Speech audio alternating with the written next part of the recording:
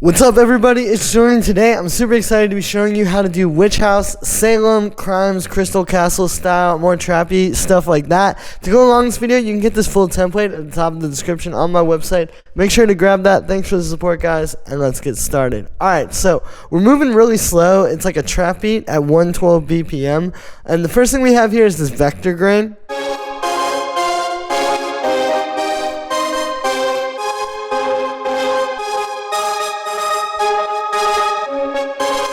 So it might seem kind of complicated musically. You can see though, it's honestly kind of just picking a few voices. Like it's mainly just these two chords.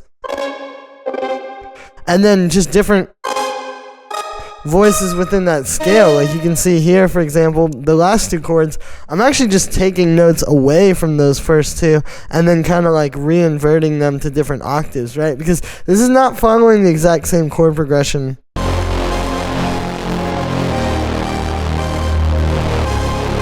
Right, it's kind of doing its own thing over top of that. So it's kind of like picking two chords and then creating this whole pad out of just those. Now, as far as this goes on the actual plugins here, you can see I've got this pitch, which is putting this up to 27 because we're using a sample here, which wasn't like a perfect pitch. Like it was like this old synth, and then I kind of had to use that to get it to be on key with everything else. Then we have the arpeggiator here. So here's without it. Right, so it's what gives us this dun dun kind of stabby thing. To do this, I just set it on chord trigger, quarter notes, and then play with the gate, because you can get a lot of sounds. You could even put like an LFO on that gate and have it be constantly changing. Then we have the vector grain. So what we're doing here, vector grain is essentially very similar to Ableton's granulator, right? It came with Ableton 11, I'm pretty sure, is when they first showed up. And what we're doing here is I've got this synth sample. I want to show you. So here's what we're working with.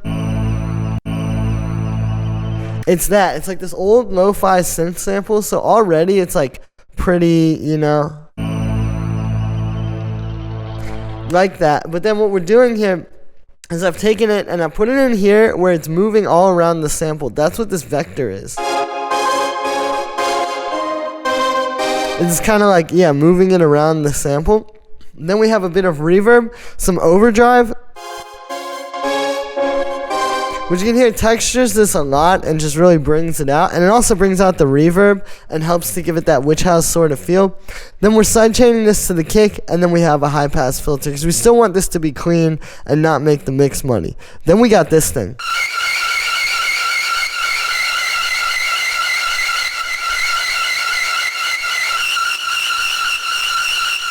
So we're in F minor here. So what we're doing is basically jumping these 16th notes between the root note, and then we're going 6th, 5th, holding the 5th for another bar, and then another root note. It's actually really simple musically, but it just creates a lot of chaos because it's like da da da da da da. Right, so it's like actually using the MIDI to get that sort of sound, to be as crazy as you want it to be. So then we got this wavetable patch. What's happening here is we got a saw wave with the unison all the way up, and it's up a few octaves, and then we're kind of making it crazy with effects. So here's what this sounds like just straight from the synth.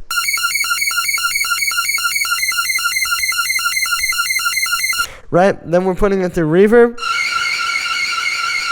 And what's happening is this envelope is moving the room size. Now if you've ever noticed, when you move the room size on your reverb,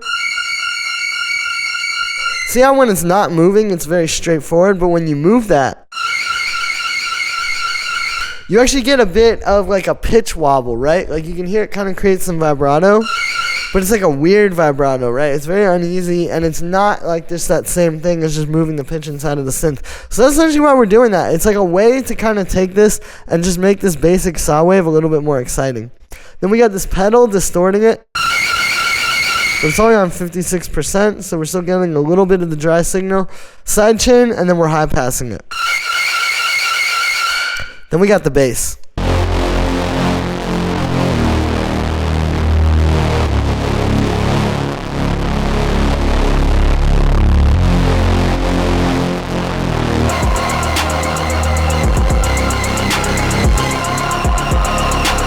So you can see what's happening here is this is kind of holding down the chord progression. That's a thing with these tracks. You'll usually have like the other stuff, like the synths kind of doing their own thing, and usually this is going to be the chord progression. So in this case, the chords are 1, 7, 6, and then hold on the 6, 1, 7, 5, 6. So kind of the second time you're expecting it to hit, but instead it goes. So it kind of builds a bit of tension.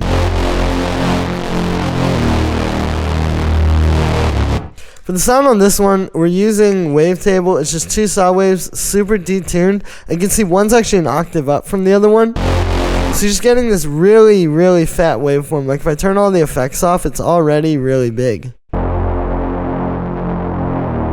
can also see I've got the low pass down, but I've got the resonance up, and this helps to create that kind of lo-fi texture.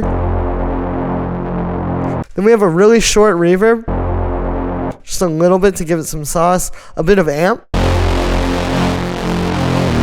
With the dry wet only on 31%, but you can see it's plenty. And then we're just side chaining it to the kick.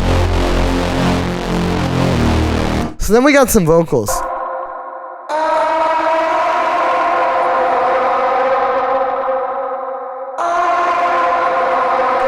So here's what they sound like dry.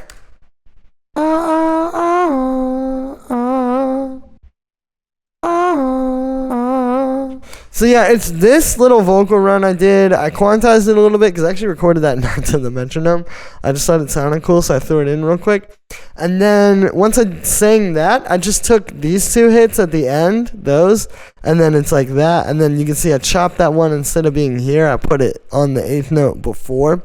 So there you go. It's basically just creating this kind of like little vocal sample and then getting the most mileage out of it. And that's also going to make it catchier, the repetition.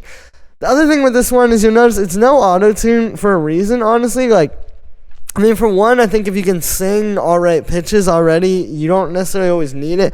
But also, I think the no auto-tune goes nice over this because it kind of creates some, like, uneasiness. Right, it gives it that human kind of weirdness. So, it's nice. As long as it's, like, in tune enough, right? So then we got an 8th note echo. And some really wet reverb. Then we're distorting it. And high passing it. And there you go. Another thing with the distortion is it brings out, distortion is essentially just a very heavy compression. So it's essentially compressing this delay and reverb and bringing them out. Then we got the first layer of drums, and I'll also play it with the second layer, and then I'll show this on its own.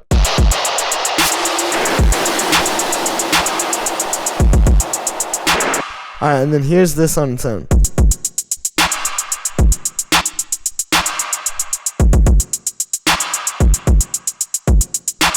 So what we're doing here is we got a pretty basic set of trap drums, and then if I turn the synth off. See, I'm not even processing these, besides this clap has a bit of reverb on it. And there's not even any group processing, it's just going into this send. Which is just like a reverb a little bit up, and then a bunch of drum bus to kind of glue it. So without it, with it.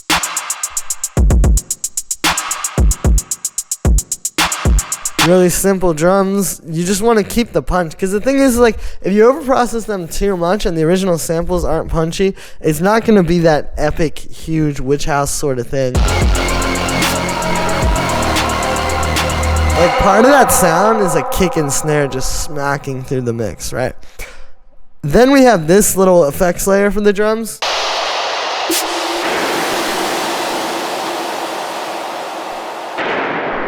So it's these effect sounds I had, and I've just created this little pattern with them, that just kind of complements what's happening in the drums, and then I high pass them, and I put them in their own group, because going back to like creating punch, if you have these on their own, and then the kick and snare and stuff on their own. See how these are kind of hitting a little lower on the VU meter than this one? So you need these to kind of be in the background, so I just like treating them on their own. And then the last thing I want to talk about here is going to be master processing. We do have a little bit of it. Here is without it. You can see we actually are clipping into this stuff, which is okay when you're talking about this genre.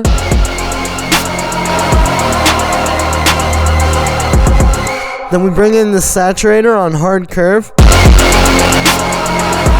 You'll see it's only on 17%, so you go from this to this. So it just kind of glues everything and gives it a bit of like textural glue without, you know, oversaturating. And then we are limiting it. The limiter is not just to get rid of the clipping. I mean, if I really wanted to, I would just take this, bring all the levels down, and then we wouldn't be clipping. But I think actually part of the sound is like, you know, people that maybe didn't always know how to do the proper mastering and mixing, and kind of just bringing in a limiter and cranking it.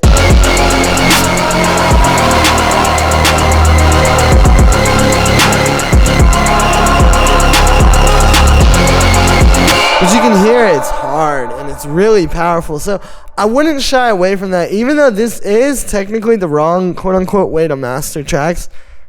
You know, if you want music to sound the same forever, keep following the rules. And with that, I'm going to leave you guys. Thank you very much. That's going to be it for this one. I hope you enjoyed. Make sure to like this video as well as subscribe. And let me know what you think of this video in the comments. Like I said in the beginning, you can get this full template at the top of the description on my website. So make sure to grab that. Thanks for the support, everybody. And I'll see you tomorrow with another video.